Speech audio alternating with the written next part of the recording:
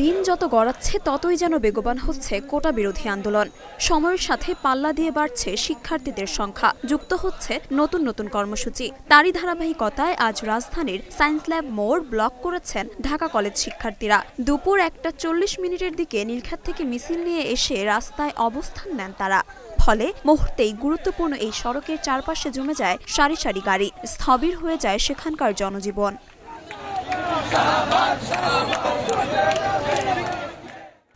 আন্দোলনে অংশ নেওয়া শিক্ষার্থীরা হুঙ্কার ছাড়েন, যতক্ষণ পর্যন্ত কোটা বাতিল ঘোষণা করা হচ্ছে ততক্ষণ পর্যন্ত আন্দোলন চলবে। দাবি আদায় না করে ঘরে ফিরবেন না তারা। তাদের দাবি, একটি বিশেষ শ্রেণীকে যে সুবিধাগুলো দেওয়া হচ্ছে তা বাতিল করতে হবে, আর নয়তো সারা দেশে ছড়িয়ে পড়া এই আন্দোলন তীব্র থেকে তীব্রতর হবে।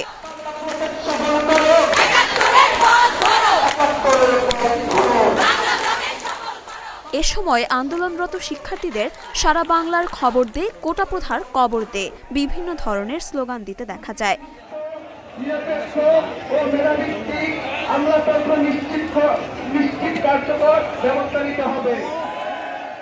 আন্দোলনে আসা শিক্ষার্থীদের চাওয়া মূলত একটাই, সেটি হলো সকল ধরনের কোটা বাতিল করতে হবে।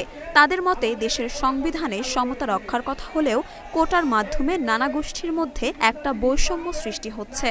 প্রসঙ্গত 2018 সালে সরকারি চাকরিতে নিয়োগের ক্ষেত্রে কোটা পদ্ধতি তুলে দিয়ে পরিপত্র জারি করেছিল জনপ্রশাসন মন্ত্রণালয়।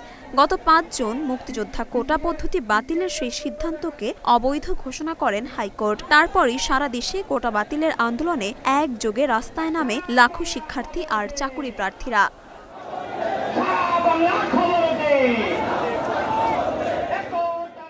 মরিয়ম মিম, ঢাকা পোস্ট।